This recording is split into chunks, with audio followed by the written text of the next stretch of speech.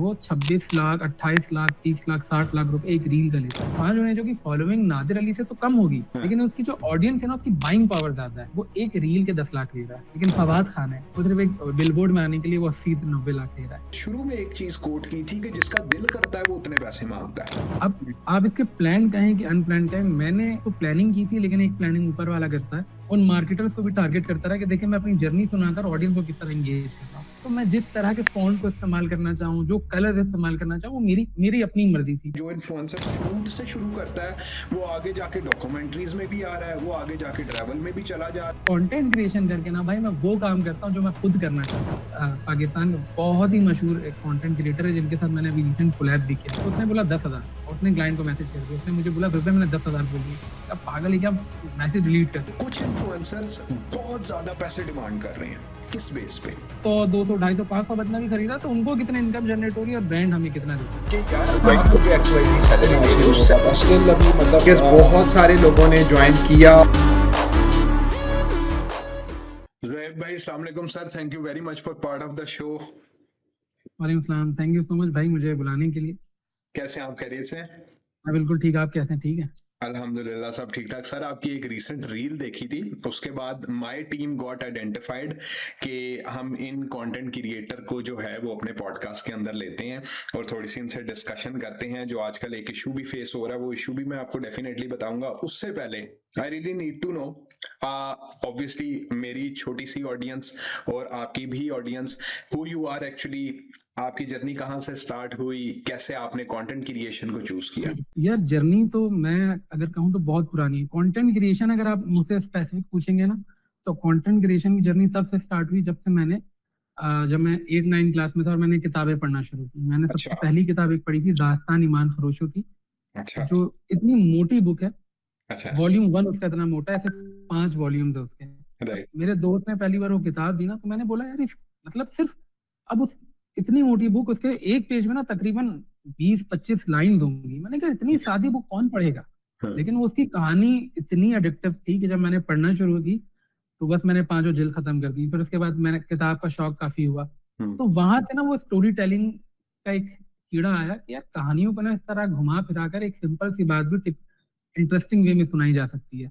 फिर उसके बाद मैंने 2017 में अपना करियर को स्टार्ट किया था ग्राफिक डिजाइनर। फिर साथ साथ मैंने उसके बाद मैंने वीडियो एडिटिंग सीखा, फिर मैंने एनिमेशन सीखी, फिर मुझे अपॉर्चुनिटी मिली यही ग्राफिक डिजाइनिंग पढ़ाने की। सैलानी ट्रस्ट एक इदारा है, वहां पर मैंने पढ़ाया भी। फिर इसी दौरान काफी सारे यूएस के स्टार्टअप के साथ मैंने काम किया और अपवर्क में मैंने कुछ अपने एक्सपीरियंसेस किया। ये तो एक मतलब डिफरेंट एक फील्ड निकल रही है आपकी, एक वो कॉर्पोरेट प्रोफेशनल की तरफ निकल रही है। हाँ, अब मैं बताता हूँ कि कंटेंट क्रिएशन और कॉर्पोरेट क्या ताल्लुक है। अब ये तकरीबन 8 साल कॉर्पोरेट में देने के बाद मुझे नॉर्म समझ में आ गए। तो देखिए कंटेंट क्रिएशन जब आप करते हो ना, एक कंटेंट आप अपने लिए बनाते हो, फिर ब्रांड्स भी आपको वो करती है, रीच आउट करती है कि आप हमारे लिए भी बनाओ। तो एक कॉर्पोरेट का एक्सपीरियंस कि आपने क्लाइंट से कैसे बात करना है, आपने डील कैसे करना है, प्रोफेशनलिज्म क्या होता है, क्योंकि देखिए प्रोफेशनलिज्म कंटेंट क्रिएशन में भी बहुत जरूरी है ना। आप वर्थ पता होगी तो आप क्लाइंट मतलब जो भी ब्रांड आ रहा है आप उससे, देखिए मैं आपको सॉरी बात इधर उधर जा रही है, सिर्फ एग्जांपल देने के लिए बता रहा हूँ। मैं ऐसे कंटेंट क्रिएटर्स को भी जानता हूँ जिनके 1 मिलियन फॉलोअर्स हैं, लेकिन वो मुश्किल से 80,000 90,000 ले रहे हैं। और मैं एक कंटेंट क्रिएटर को भी जानता हूँ जिनके 1.5 मिलियन फॉलोअर्स हैं और वो 26 लाख 28 लाख 30 लाख 60 लाख रुपए एक रील का लेता है। अच्छा, तो वो मतलब आइडेंटिफिकेशन है, मतलब एक क्लासेस बनी हुई। हाँ, आपको अपनी वर्क पता होनी चाहिए। तो ये जो 8 साल की जर्नी रही ना कॉर्पोरेट में, इससे मुझे ये पता चल गया कि कैसे डील करते हैं, मार्केट को समझ आ गया, पैसा कैसे काम करता है वो समझ आ गया। तो फिर उसके बाद 8 साल की जर्नी के बाद एक पॉइंट आया कि जब फ्रीलांसिंग से मेरी इनकम इतनी जनरेट हो रही थी, मैंने कहा मैं जॉब को छोड़ देता हूँ। फिर मैंने जॉब को रिजाइन किया और लास्ट ईयर नवंबर से मैंने प्रॉपर कंटेंट क्रिएशन की जर्नी स्टार्ट की। तो ये एक दिन या 1 साल का एक नहीं था, समझे 8 साल की कॉर्पोरेट जर्नी थी। और वो जो 9-8 क्लास है जो किताबें उठाई थी पढ़ने के लिए, वो वहां से स्टार्ट हुआ था। इस चीज को मैं जरा थोड़ा सा और अंडरस्टैंड करना चाह रहा हूँ कि ये चीज प्लान्ड थी या आपको सरकमस्टांसेस इस कंटेंट क्रिएशन की तरफ ले गए? यार प्लान थी। अब आप इसके प्लान कहें कि अनप्लान कहें, मैंने तो प्लानिंग की थी, लेकिन एक प्लानिंग ऊपर वाला करता है। मुझे कंटेंट क्रिएशन करना था क्योंकि मुझे शुरू से शौक, मैं बहुत एक्सट्रोवर्ट हूँ, मुझे शुरू से सबके सामने बात करने में मजा आता है, मैं अच्छा। टीचर भी हूँ, मुझे ऑडियंस से बात करने में मजा आता है। लेकिन जाहिर है एक रोजी रोटी के चक्कर में इंसान वो नहीं कर पाता। तो सेम चीज मेरे पास भी आई। एकदम ही कंटेंट क्रिएशन छूट गई थी। हाँ, लेकिन ना एक अंदर एक हंगर था कि यार मुझे करना है, और मुझे आइडिया था कि मुझे करना है। तो उसके लिए मैंने क्या किया, मैंने अपने फेसबुक में, अपने लिंक्डइन में ऐसे लोगों को ऐड करना शुरू किया जो इंडस्ट्री के लोग हैं। मैंने अपने लिंक्डइन में जितने बड़े बड़े ब्रांड के उनकी सीईओ, उनके पीआर मैनेजर्स को, क्योंकि मुझे पता था जब मैं कंटेंट बनाऊंगा तो ये लोग देखेंगे, और ये देखेंगे तो मेन मेन का मुझे अपने कंटेंट क्रिएशन को मोनेटाइज करना था। ऑडियंस सेगमेंटेशन आपने करना शुरू कर दी किसने? हाँ, और एक तरफ मैं अपनी कहानियां सुनाता रहा, अपनी जर्नी बताता रहा। मेरी जर्नी से क्या हुआ, जितने भी ऑडियंस थी ना, वो मेरे साथ कनेक्ट हो गई। वो जानते थे सुहेब कौन था, कहाँ से आया है, क्या उसने ग्राइंडिंग की है, और अब वो किस तरह। तो ना लोग मेरी कहानी से बड़ा कनेक्ट करते हैं कि यार नहीं यार, ये अपने जैसा ही है, हम भी स्ट्रगल कर रहे हैं, इसने भी स्ट्रगल करके एक चीज अचीव की, तो मे बी हम भी इसी तरह स्ट्रगल करके एक चीज अचीव कर सकते हैं। तो एक तरफ मैंने ऑडियंस के साथ अपनी जर्नी शेयर की, दूसरी तरफ मैं उन मार्केटर्स को भी टारगेट करता रहा कि देखिए मैं अपनी जर्नी सुनाकर ऑडियंस को किस तरह एंगेज कर रहा हूँ। तो ये मैंने तो अपनी तरफ से जो नाकिस इल्म था उस हिसाब से प्लानिंग की थी, क्योंकि मुझे ये करना था। हाँ। अच्छा ज़ोहेब, मुझे ये बताइए कि मतलब डेफिनेटली हो सकता है कि शायद आपके लिए एक क्वेश्चन थोड़ा सा टफ हो। कॉर्पोरेट प्रोफेशनल आप रह चुके हैं, ग्राफिक डिजाइनिंग आपने पढ़ाई भी, बहुत सारे डिफरेंट ब्रांड्स के लिए ब्रांडिंग भी की होगी, तो आपने अपनी डिजिटल एजेंसी फॉर्म करने की बजाय आप कंटेंट क्रिएशन की तरफ क्यों आ गए? मतलब वो एक ऐसी चीज है, मतलब I need to understand as well कि वहां पर आप एक बॉस होते हो, वहां पर आप एक लीडर होते हो, वहां पर आप एक बिजनेसमैन या एंटरप्रेन्योर होते हो, यहाँ पर आप क्रिएटर होते हो। मतलब इन दोनों चीजों में ऑब्वियसली डिफरेंस है। यार मैं यहाँ पे दो बातें करना चाहूंगा। जब मैं अपनी जॉब कर रहा था तो मैं बहुत सारी चीजें करना चाहता था, जब मैं वीडियो एडिट करता था। लेकिन जाहिर है किसी भी ब्रांड के साथ आप काम करते हो तो उसके अपने सर्टन रिस्ट्रिक्शंस होती हैं कि आपने इस नॉर्म्स में रह के काम करना है। तो मैं उस बाउंड्री को ब्रेक नहीं कर सकता था। तो ऑब्वियसली। जैसे ही मैंने अपने कंटेंट क्रिएशन शुरू की ना, तो मैं जिस तरह के फॉन्ट को इस्तेमाल करना चाहूँ, जो कलर इस्तेमाल करना चाहूँ, वो मेरी मेरी अपनी मर्जी थी। तो ये सेंस ऑफ फ्रीडम जो मुझे अपने कंटेंट क्रिएशन में मिला ना, तो ये मुझे मजा आया। मैंने कहा अपना कंटेंट बनाना है, तो अपना कंटेंट बनाने का मकसद ये था कि मुझे फ्रीडम चाहिए थी। मार्केट में कोई भी जिस जिस ब्रांड के लिए भी मैं काम करूँ, फॉर एग्जाम्पल मैं अगर डिजिटल मार्केटिंग एजेंसी बनाता हूँ और मैं उनके लिए कंटेंट बनाता हूँ, लेकिन एक रिस्ट्रिक्शन आ जाएगी, क्योंकि वो क्लाइंट मुझे पैसा दे रहा है, और वो पैसा दे रहा है तो वो बोलेगा भाई मुझे इस तरह का काम चाहिए, तो मैं यहाँ पे फंस जाऊंगा ना। तो मुझे अपने अंदर की हंगर को मिटाने के लिए कंटेंट क्रिएशन करना शुरू कर दी। लेकिन ऐसा नहीं हुआ कि मैंने अपनी डिजिटल एजेंसी खोली नहीं। मेरी एक प्रोडक्शन हाउस है जहां पर मैं कंटेंट क्रिएशन करता हूँ ना अपने लिए। तो अब जाहिर है मुझे एल्गोरिथम का पता है, मुझे पता है कंटेंट कैसे काम करता है, स्क्रिप्टिंग कैसे लिखते हैं। तो मेरी अपनी एजेंसी है जहाँ पर मेरी टीम है, राइटर है, डीओपी है, एडिटर है। तो मेरे पास कुछ क्लाइंट्स है मेरे जिनके लिए मैं कंटेंट बनाता हूँ। तो एक तरह से मैं वो वाला भी काम कर रहा हूँ, डिजिटल एजेंसी भी है, मैं अपनी सर्विसेज भी दे रहा हूँ। दूसरी तरफ कंटेंट क्रिएशन करके ना भाई मैं वो काम करता हूँ जो मैं खुद करना चाहता हूँ। अब मैं 3 मिनट की वीडियो शायद किसी क्लाइंट के लिए बनाऊंगा, बोलूंगा भाई आजकल तो 1 मिनट का दौर चल रहा है, 40 सेकंड की वीडियो बनाओ, लेकिन मुझे 3 सेकंड में वो 3 मिनट में अपनी कहानी सुनानी है, तो वो मैं अपने कंटेंट क्रिएशन नहीं कर सकता था। तो ये रीजन था, मैंने अपने कंटेंट क्रिएशन शुरू की, लेकिन साथ साथ मैंने अपनी वो कंपनी बनाई ताकि मैं क्लाइंट को भी फुलफिल कर सकूं। ठीक है, वो सेल्फ फ्रीडम और क्रिएटिव फ्रीडम, वो दोनों जो चीजें हैं वो आप इसके अंदर ले आए। अच्छा, मुझे अब ये चीज जाननी है ज़ोहेब, एज यू नो कि मेरी छोटी छोटी सी मार्केटिंग की एजेंसीज हैं दुबई और यूके में। हम लोग डिफरेंट सीईओज के साथ, फाउंडर्स के साथ, डायरेक्टर्स के साथ काम करते हैं इस फील्ड को लेके स्पेसिफिकली। बहुत सारे फाउंडर से मैंने सुना है कि रूल्स नहीं है, या हैं तो क्या है, नीश किस इन्फ्लुएंसर को किस नीश के अकॉर्डिंगली, क्योंकि यूजुअली हमने ये देखा है जो इन्फ्लुएंसर फूड से शुरू करता है वो आगे जाके डॉक्यूमेंट्रीज में भी आ रहा है, वो आगे जाके ट्रैवल में भी चला जा रहा है, वो फिर डिफरेंट एड्स भी करता है। तो एक नॉइज और एक बबल बन गया हुआ है इस इन्फ्लुएंसर की इंडस्ट्री के अंदर, नंबर 1। नंबर 2 कि यार प्राइसिंग के क्या स्ट्रक्चर होने चाहिए। अभी आपने शुरू में एक चीज कोट की थी कि जिसका दिल करता है वो उतने पैसे मांगता है, ठीक, क्योंकि जिसको मनी मैनेजमेंट की साइकोलॉजी पता है, या जिसको पता है कि मैंने अपने आप को प्रेजेंट कैसे करना है डिफरेंट ब्रांड्स के सामने, ठीक है, डिफरेंट ये चीजें। तो इस चीज को जरा मैं थोड़ा सा समझना चाहूंगा कि among your influencer circle, definitely आपके साथ है डिफरेंट इन्फ्लुएंसर्स का सर्कल, वो क्या सोचते हैं, या आइदर वेज एक्चुअल में ये इंडस्ट्री कैसे परफॉर्म कर रही है? यार देखिए, मैं आपको ना अपना पॉइंट ऑफ व्यू बताऊंगा। मैं एक सीईओ का पॉइंट ऑफ व्यू अभी नहीं शेयर कर सकता, अपना पॉइंट ऑफ व्यू शेयर करता हूँ। अभी मैं तो क्योंकि कॉर्पोरेट वर्ल्ड में रहा हूँ, तो मुझे पता है बिजनेस कैसे काम करता है, पैसा कैसे काम करता है, चीजें दिखती हैं तो क्या प्रॉफिट मार्जिन होता है। अब मेरी कोशिश होती है ना कि भाई मेरा एक लाइन है जो मैं हमेशा मैं कहता हूँ कि जो आता है वो सिखा दो, जो नहीं आता वो आना शुरू हो जाएगा। इस कंटेंट क्रिएशन में भी आने के बाद मैंने बड़ी स्ट्रगल, क्योंकि मेरे पास शुरू में नहीं थे क्लाइंट, मेरे लोगों से इतनी जान पहचान नहीं थी। आहिस्ता आहिस्ता मैंने जान पहचान बनाई। अब एक नेटवर्क अल्लाह का शुक्र है मेरे पास है। तो मेरे आसपास के ऐसे लोग जो आप कंटेंट क्रिएटर बनना चाहते हैं, जो अच्छा कंटेंट बनाते हैं लेकिन वो अच्छे ब्रांड तक नहीं पहुंच पाते, तो मैं कोशिश करता हूँ उनको कनेक्ट करवाऊँ। अभी रिसेंटली मैंने एक ब्रांड के साथ अपने एक दोस्त को, जानने वाला, उसको कनेक्ट करवाया ना, तो कंटेंट ब्रांड को उसका आइडिया बहुत पसंद आया। बोला यार बहुत क्रेजी आइडिया, अब कितने पैसे लोगे। अब उसको पता ही नहीं था, तो उसने बोला 10,000, और उसने क्लाइंट को मैसेज कर दिया। उसने मुझे बोला रुपए मैंने 10,000 बोल दिए। अब पागल है क्या, मैसेज डिलीट कर। क्लाइंट ने मैसेज नहीं देखा था, उसने मैसेज डिलीट कर दिया।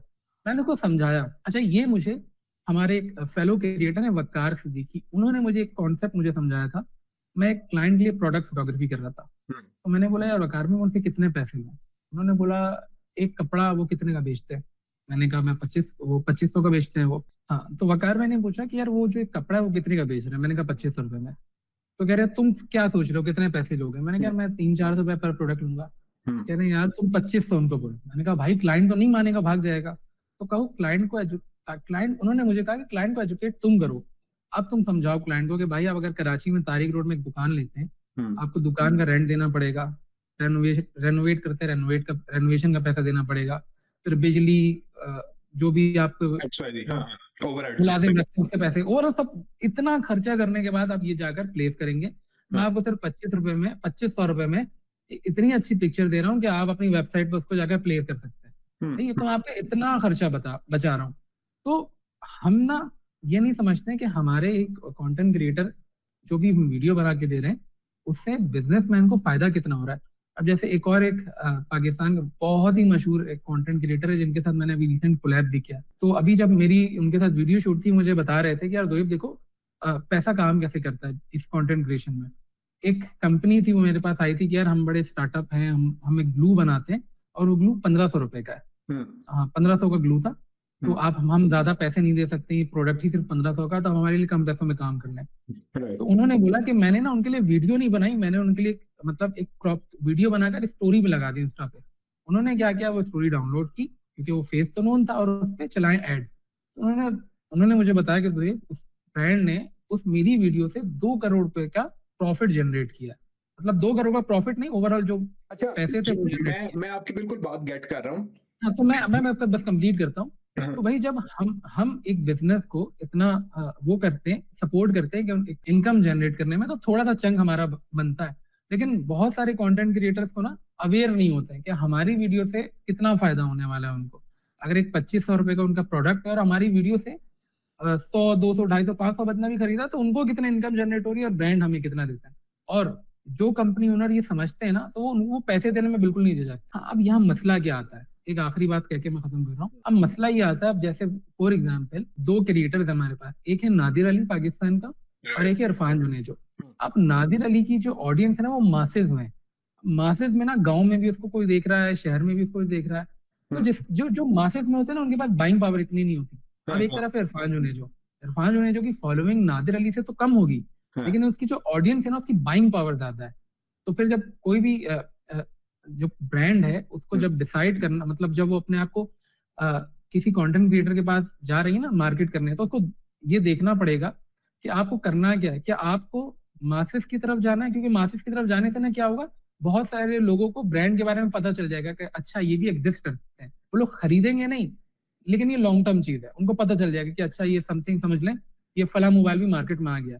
लेकिन अगर उनको बिकवाना है तो उनको एक सर्टेन टाइप ऑफ क्रिएटर के पास जाना। बहुत लंबी बात कर दी, लेकिन ये एक लब्बे लुबाब था जो मैं ये एक्चुअली ये रिक्वायर्ड था इस पूरी कन्वर्सेशन के अंदर। जो मैं बात कर रहा था ना कि इन सीईओज को ये भी इशू आता है कि ब्रांड अवेयरनेस की कैंपेन्स के लिए हम कौन से इन्फ्लुएंसर्स को लें, या हम कन्वर्शनल कैंपेन्स के लिए कौन से इन्फ्लुएंसर्स को लें। अभी देखें, एज बिजनेस ओनर या एज लेमैन कर ले, उन्हें नहीं पता कि नादिर अली की ऑडियंस की बाइंग पावर कम है। आप मेरी बात को गेट कर रहे हैं? अब इस चीज को सॉर्ट आउट करने के लिए कोई एजेंसी परफॉर्म करेगी बीच में, या ऐसा ही है। राइट राइट, इस चीज को सॉर्ट आउट करने के लिए एजेंसी बीच में परफॉर्म करेगी, मतलब यार देखें, डायरेक्ट। हाँ, या एजेंसी परफॉर्म कर रही है, या फिर आप जैसे लोग जो जानते हैं ना, जैसे आप अगर मार्केट में काम कर रहे हैं, आप एक पीआर मैनेजर हैं, या आप समझते हैं कंटेंट क्रिएशन को, आपको पता होगा कि यार नादिर, आपने रिसर्च की हुई है ना कि नादिर अली की, तभी तो देखिए हर काम हर कोई नहीं कर सकता। जैसे मैं कंटेंट क्रिएशन करता हूँ, तो मेरा काम है सिर्फ स्क्रिप्टिंग लिखना, सोचना, वीडियो को अच्छे से शूट कैसे करना है वो मेरे डीओपी का काम है, उसके काम में मैं कुछ नहीं करूंगा। तो अगर आप देखिए, आप सीईओ हैं, आपका काम है बिजनेस चलाना, ये वाला जो काम है ना कि किसके पास जाना है, क्या करना है, तो आपने उस बंदे पर के पास ही जाना है जो इस काम में एक्सपर्ट है, जो हमारे पीआर मैनेजर हैं या एजेंसीज हैं। Right, I totally get your point. अच्छा, अब इसकी ना थोड़ी जरा प्राइसिंग की तरफ आते हैं। देखें, आपकी बात बिल्कुल अंडरस्टूड है कि पैसे मांगने किसी को सही तरीके से आते हैं, किसी को पैसे मांगने नहीं आते, कोई अच्छा प्रेजेंट कर पाता है, और सेम, और मैं ये समझता हूँ कि हर इंडस्ट्री के अंदर है। हम मार्केटर्स हैं ना, ठीक है। अब हम अगर कॉर्पोरेट पे काम करते हैं, स्टार्टअप्स पे काम नहीं करते, ठीक है, तो ये हमारी the way we present our work, the way we present our portfolio, the way how I communicate और my other directors communicate with the client, it totally depends, ठीक है। अब प्रॉब्लम ये है कि कुछ इन्फ्लुएंसर्स बहुत ज्यादा पैसे डिमांड कर रहे हैं, बहुत ज्यादा पैसे डिमांड कर रहे हैं। किस बेस पे? यार उन्होंने मैं ये समझता हूँ, जैसे मैं एक को जानता हूँ, खैर मैं नाम किसी का भी नहीं लूंगा, वो मैंने उनको सुना है कि वो मतलब बहुत करीबी से सुना है कि उन्होंने पर वीडियो 60-60 लाख रुपए भी लिए हैं। सर ऐसा है, 4-4 मिलियन 5-5 मिलियन पर इन्फ्लुएंसर मांग रहा है। हाँ, पर ये यार उसकी ना जो एक तो सबसे बड़ा रीजन है कि उन्होंने मेहनत उतनी की, उनका फेस वैल्यू, ब्रांड वैल्यू इतना बड़ा है कि एक जो बड़ा ब्रांड उनके साथ एसोसिएट जोहेब हो भाई, सके। Sorry to cut you off, यहाँ पर दो चीजें मैं आपको बताऊंगा। आपने इन दोनों चीजों को ना डिफरेंशिएट करना है। एक, number one, the total years of experience एक ऐसे साइड ही। पे, उनका ब्रांड, उनका जो फेशियल इन्फ्लुएंस है वो दूसरी साइड पे। इन दोनों को मिक्स नहीं करना। देखिए, टोटल नंबर ऑफ एक्सपीरियंस शैनूर का अगर 9 साल का है, तो 9 साल के बिहाफ पे शैनूर अगर किसी स्टार्टअप से पर मंथ रिटेनर $10,000 चार्ज कर रहा है, तो that could be wrong, possibly that could be wrong, ठीक है। अच्छा, नंबर टू ये है कि यार फेशियल इन्फ्लुएंस बहुत बड़ा है, इन्फ्लुएंस बहुत स्ट्रांग है, बाइंग पावर बहुत स्ट्रांग है, ऑडियंस बहुत हैवी है, वो बात समझ में आ जाएगी। ऐसे बिल्कुल ऐसे ही है आपकी। यार ये हर फील्ड में कि अगर कोई बंदा 10 साल का एक्सपीरियंस रखता है, इसका मतलब बिल्कुल ये नहीं कि वो बहुत हजारों रुपए डिजर्व करता हो। अच्छा जो काम करता, अब जैसे मिसाल के तौर पे एक लड़का है मर्जी रजा की, इंस्टाग्राम पे वो वीडियोस बनाता है, उसको आए भी ज्यादा से ज्यादा 2 साल हुए हैं, लेकिन वो आज के दौर में जितने भी हमारे पुराने कंटेंट क्रिएटर्स हैं ना, उससे बहुत ज्यादा पैसे ले रहा है। क्यों? क्योंकि ना वो ऑडियंस को अच्छे एंगेज करना जानता है, उसको पता है कि चीजों को बिकवाना कैसे। फॉर एग्जाम्पल, आप मुझे बोले यार जोहेब ये रिमोट बेच कर दिखाओ, भाई एज अ कंटेंट क्रिएटर, अब मैंने बहुत भौंडी तरीके से बस इसको भेज दिया, मतलब वीडियो में दिखा दिया, और एक एज अ ऑडियंस देखने के बाद मैं समझ ही नहीं पाया कि ये रिमोट है क्या। लेकिन एक स्मार्ट कंटेंट क्रिएटर है, उसकी एंगेजमेंट भी बहुत ज्यादा है, उसके व्यूज भी बहुत ज्यादा है, उसने इस रिमोट के इस तरह से प्रेजेंट किया कि देखने वाला, मैं ये समझा ना कि यार ये अगर मेरी जिंदगी में नहीं हुआ ना तो खत्म है, या मतलब अगर ये मेरे पास आ गया ना तो मेरी जिंदगी बहुत आसान हो जाएगी। तो वो उस बिहाफ पे वो पैसे डिमांड करते हैं। उनको समझ आ जाता है ना यार कि मैं ब्रांड को कितना हेल्प कर रहा हूँ। जैसे आप मेरे पास आते हैं, मैं बोलूंगा यार मैं 80 लाख रुपए लूंगा, लेकिन 80 लाख पर मैं बताऊंगा भी कि मैं क्यों ले रहा हूँ।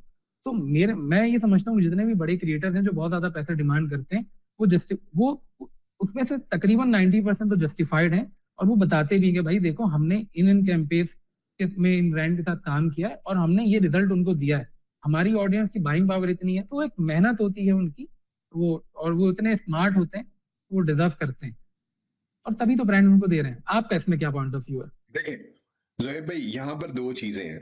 हम्म। आपने जैसे कहा ना कि अभी मैं सिर्फ एक चीज ये अंडरस्टैंड एक और करना चाह रहा हूँ। देखें, मार्केट के अंदर सीईओज और फाउंडर्स अब इन्फ्लुएंसर कैंपेन्स के ऊपर, जब से यूजीसी ट्रेंड आया है, जब से एआई आई है, अब इन्फ्लुएंसर मार्केटिंग के ऊपर बहुत ज्यादा पैसे इन्वेस्ट करने में, क्योंकि देखिए हम return on investment, return on ad spend, हम इन चीजों पे चलते हैं एज डिजिटल एजेंसी, ठीक है। तो वो रेजिस्टेंस आ रही है वहां से कि यार इतना हैवी और इतना महंगा इन्फ्लुएंसर नहीं हायर करना। क्यों? क्योंकि हम्म। स्क्रॉल टाइम यार ऑडियंस का यूं है, कंटेंट की नॉइज बहुत ज्यादा है, लोग भूल जाते हैं अगले दिन, समझ ही नहीं, पता ही नहीं उन्होंने कि देखा क्या। सही वो यार रिकॉल लिफ्ट उस सही तरह से नहीं है। मतलब इस चीज को थोड़ा सा स्ट्रीमलाइन होना चाहिए, बेहतर होना चाहिए according to your point of view. Obviously आपके साथ बहुत सारे फेलो क्रिएटर्स हैं जिनका भी आपने नाम भी लिया है, तो इस चीज को बेहतर होना चाहिए या सही चल रहा है? मतलब आई रियली नीड टू अच्छा, अंडरस्टैंड। जैसे एक सवाल है, क्योंकि हम दोनों अभी कोई इंटरव्यू नहीं चला, पॉडकास्ट में हम एक दूसरे से सीखते हैं। यार देखें, एक कंटेंट क्रिएटर है, वो एक रील के 10 लाख ले रहा है, लेकिन फवाद खान है, वो सिर्फ एक बिलबोर्ड में आने के लिए वो 80 से 90 लाख ले रहा है। तो ब्रांड फवाद खान को 90 लाख क्यों देता है और उसको 10 लाख देने में मसला क्यों करता है? आपको क्या लगता है, क्या रीजन हो सकता है? देखिए मैं आपको बताता हूँ, यहाँ पर ना एक थोड़े से पुराने नॉर्म्स आ जाएंगे। एक आ जाएगा सेलिब्रिटी फेस, एक आ जाएगा creator face. First of all ये अपनी टर्म से ही दोनों आइडेंटिफाई हो गए हैं कि यार इसकी कैटेगरी ये है, स्लॉट इसकी ये है, दूसरे बंदे की स्लॉट ये है। एक बंदा आपका कमर्शियल फेस है। Commercial face, when it comes to commercial face, वो टीवी में आ जाएगा वो बंदा, ठीक है। और जो दूसरा क्रिएटर है यार, ये हर बंदा करता है, सब लोगों के लिए एक्सेसिबल है। जो सेलिब्रिटी है वो टीवी पे आ रहा है और उसकी ऑडियंस के अंदर gen Z, gen Y, gen X, young moms, everyone is included, ठीक है। जैसे अभी आपने लेट्स से नादिर अली की बात की कि पैसे तो नादिर अली भी बहुत लेता है, ठीक है, वो भी थोड़े पैसे नहीं लेता, लेकिन ये है कि वो एक ब्रांड अवेयरनेस कैंपेन के अंदर आ जाएंगे। जब हम कन्वर्जन कैंपेन्स की बात करते हैं तो वो एक डिफरेंट सिनेरियो है। उसके अंदर फिर क्रिएटर, क्योंकि मैंने जितने भी फाउंडर्स के साथ काम किया वो कहते हैं हमें क्रॉक कैंपेन चलानी है। क्रॉक कैंपेन लिंकिंग कैंपेन होती है। एक पैकेज, लेट्स से कि ये एक बॉटल है, ये एक पैकेज सब इन्फ्लुएंसर्स को भिजवा दिया और रातों रात सब ने एक टाइम के ऊपर कंटेंट शूट करके पोस्ट कर दिए, तो प्रोडक्ट मार्केट के अंदर इवॉल्व कर गई है। दैट्स अनदर स्टोरी, ठीक है। वो फिर उसके ऊपर सेल्स ले रहे हैं, जैसे भी कर रहे हैं, ठीक है, वो एक डिफरेंट कैंपेन है। क्योंकि कभी भी एक इन्फ्लुएंसर एक ब्रांड हायर नहीं करता, फेसेस चेंज होते हैं, फेसेस चेंज होते हैं। मैंने पाकिस्तान के अंदर रियल एस्टेट इंडस्ट्री के अंदर बहुत ज्यादा काम किया हुआ है। वहां पर अब जैसे ग्राना में हम एक कैंपेन लॉन्च कर रहे थे, शान को लिया। मकान के अंदर एक कैंपेन लॉन्च कर रहे थे, एक डिफरेंट सेलिब्रिटी है, उनको लिया। Celebrity should be one, must be one, creator ज्यादा हो सकते हैं। तो देखें सही बात है, ये चीज चेंज बिल्कुल होगी। तो बिल्कुल अग्री। इस बात से मैं एक और आपकी अग्री करते हुए कहूंगा कि देखें, अब ब्रांड ये कर रहे हैं, ऐसा है कि वो बहुत बड़े बड़े जो मतलब बहुत हाई अमाउंट पे क्रिएटर्स है ना, जैसे मतलब ये मोबाइल है मेरा, फ्लैगशिप फोन है, तो ये शायद मैं 2 साल बाद रिलीज करूंगा, तब तो मैं किसी बड़े फेस को ले लूंगा। लेकिन मुझे ये जो फोन है मेरा, जो शायद 5,000 रुपए का, ये बहुत चलता है, तो इसके लिए शायद मैं उसको ना लूं। इसके लिए वो लोग आजकल क्या स्ट्रेटेजी यूज कर रहे हैं कि जितने भी माइक्रो इन्फ्लुएंसर है ना, जो शायद आपको 10,000 20,000 में क्रिएटिव काम करके दे सकते हैं, तो अभी मेरी एजेंसी भी फिलहाल यही काम कर रही है कि ऐसे क्रिएटर जो ग्रो करना चाह रहे हैं लेकिन वो बहुत अच्छा काम करते हैं, मतलब उनके एंगेजमेंट इतनी नहीं है, उनके फेस वैल्यू इतनी नहीं है, लेकिन काम ऐसा करते हैं ना, देख के बंदा, ऑडियंस शायद कन्विंस हो जाए कि यार मुझे खरीदना है, तो वो सस्ते पैसों में इस पे उनसे वीडियो बनाते हैं, सस्ते मतलब कम रेट्स में, फिर वो ऐड पे चलाते हैं और उससे उनको कन्वर्जन आती है। तो आपकी वाली बात, जोहेब भाई, मैं आपकी बात बिल्कुल अंडरस्टैंड कर गया हूँ। मेरे ख्याल से ये एक ऑनगोइंग बहस है जिसका बिल्कुल कंक्लूजन ऐसा ही है। जो है वो फाइंड आउट नहीं हुआ। मुझे एक लास्टली एक चीज ऐड कीजिए कि इस इंडस्ट्री के अंदर अभी करंट क्या ट्रेंड्स चल रहे हैं, और लोगों को आना चाहिए, या मार्केट में ऑलरेडी बहुत ज्यादा नॉइज बढ़ गई है क्रिएटर की? यार देखें, नॉइस तो हमेशा से रहेगी, और हम मतलब अभी भी हमेशा नॉइस है, आगे भी हमेशा नॉइस रहेगी। लेकिन अभी भी हम देखते हैं कि कुछ कंटेंट क्रिएटर्स आते हैं और बिल्कुल अलग काम करते हैं, और वो हमेशा उनमें नुमाया नजर आते हैं। जैसे एक बच्चा है तला अहमद, अगर आप उसका काम देखेंगे तो एकदम उसको आए हुए 6 महीना हुआ है। अगर वो आने से पहले ये सोचता कि यार बहुत नॉइस है, मैं आऊंगा तो मैं स्टैंड आउट कर पाऊंगा नहीं कर पाऊंगा, तो शायद नहीं कर पाता। लेकिन वो आया और उसने बहुत डिफरेंट तरीके से ना अपना कंटेंट प्रेजेंट किया, तो आवाम को अच्छा लगा। देखिए, ह्यूमन जो माइंड है ना, उसको हमेशा कुछ अलग चाहिए। अब जैसे एक नेटफ्लिक्स, जब ये ओटीटी का वो आया वेव, तो सबको नए नए नए नए कंटेंट चाहिए था ना, तो एक टिपिकल टाइप का जब कंटेंट आने लगा, फिर उसमें ये स्क्विड गेम आते ही ब्लास्ट कर गई, क्योंकि वो एकदम अलग कंटेंट था। तो देखिए, कंटेंट की ना हमेशा नॉइस हमेशा रहेगी, और लेकिन डिमांड भी रहेगी। हाँ, किसी भी फील्ड में। लेकिन आप आकर एक अलग काम करोगे, कुछ अच्छा काम सेम करोगे, तो हमेशा आपको पसंद किया जाएगा। Same in digital agency as well. ऐसे ही है। ऐसे ही है, बिल्कुल ठीक हो अब आप गया देखें ना, एक और चीज, मार्केटिंग कितने लोग करते हैं, लेकिन क्रम्बल ने अगर कुछ इस तरह से अलग मार्केटिंग की, तो हर ब्रांड कहता है हमें क्रम्बल जैसी मार्केटिंग करके दो। अच्छा, ऐसा है। मैंने पिछले दिनों इंस्टाग्राम पे स्टोरी लगाई थी, मुझे मेरे एक क्लाइंट ने बोला था कि क्रम्बल जैसी मार्केटिंग चाहिए। मैं क्या, देखो, अब उसका जवाब क्या था, क्रम्बल जैसी मार्केटिंग आपको क्यों करवानी है? आप कर भी लोगे तो आप क्रम्बल को बीट नहीं कर सकते, आप कर भी लोगे तो उसके आप आस पास भी नहीं आ सकते, ठीक है? तो वो एक डिफरेंट एस्पेक्ट हो जाता है। हमेशा हमेशा क्रिएटिव स्पॉट जो है ना, वो डिफरेंट ब्रांड्स के अंदर फाइंड आउट करने की जरूरत होती है। वो डेफिनेटली आप हम जैसे लोग ही एक जो डिजिटल या क्रिएटिव एजेंसी है वही मिला जुला के कर रहे होते हैं। बट अगेन, बहुत सारे लोग कॉपी करते हैं, लेकिन कॉपी करने के जो तरीके हैं ना, ठीक है, वो सर वो वही बात है कि नकल के लिए अकल की जरूरत है, तो वो डिफरेंट होना चाहिए, ठीक है? और वो होता ही है। ऑल्दो प्रोडक्ट सेम होती हैं, मार्केट करने का तरीका डिफरेंट है, ठीक है? ऐसे आप ही। भी क्रिएटर हैं, आपको भी वो रिमोट आता है, वकार सिद्दीकी को भी आता है, नादिर अली को भी आता है, लेकिन हर किसी का बोलने का तरीका, प्रेजेंट करने का तरीका, एक्सप्लेन करने का तरीका बहुत ही डिफरेंट। बिल्कुल ऐसा ही है। ठीक है सर, बिल्कुल ऐसा ही है। बहुत अच्छा लगा बातचीत करके। तो इस पॉडकास्ट को लाइव भेजते हैं, कुछ ऑडियंस के भी रिव्यूज वगैरह लेते हैं, तो इंशाल्लाह फ्यूचर में भी आपसे गपशप होती रहेगी। Also I will get in touch with you on WhatsApp as well, तो हम इसके ऊपर मजीद भी बात करते हैं। और ये मुझे भी बहुत अच्छा लगा यार। ये हेल्दी डिबेट जो है ना, उससे बहुत आपका माइंड खुलता है। और देखिए, मेरा मेरा जो पॉइंट ऑफ व्यू है वो बदल सकता है। जरूरी थोड़ी कि मैं जो सोचता हूँ बिल्कुल सही है। मैं भी मैं यही हो समझता हूँ। जब भी ऑनेस्टली मेरे साथ भी जब आर्गुमेंट्स होते हैं ना, मैं हेल्दी आर्गुमेंट्स की बात कर रहा हूँ, ठीक है, उस पे ना मैं बड़ा खुश होता हूँ कि यार पहले मेरे दिमाग में एक रास्ता था, अब दूसरा भी खुल गया, अब मैं दोनों पे चल सकता हूँ। आप इवॉल्व होते हो। मैं शायद 2 साल पहले जो सोचता था, मैं आज वो नहीं सोचता, और मैं भी 3 महीने बाद वो ना सोचूं मैं आज सोच रहा हूँ। जो इस आज तरह की हेल्दी टॉप डिबेट्स होती रहनी चाहिए भाई, बहुत मजा आता है। हाँ, एग्जैक्टली सर, अपना बहुत ख्याल रखें। बेस्ट ऑफ लक मुझे आपसे मिलकर भाई बहुत अच्छा लगा, विद बहुत योर अच्छा लगा। Content creation journey as well, और जितने भी आपके प्रोजेक्ट्स हैं, अल्लाह ताला उसमें बरकत डाले सर। आमीन, आपके भी भाई, अल्लाह आपके रिस्क में बरकत और दे। बहुत शुक्रिया बहुत सर, शुक्रिया। Thank you very much, thank you भाई, जज़ाकल्लाह। अल्लाह अल्लाह हाफिज। हाफिज, अल्लाह हाफिज।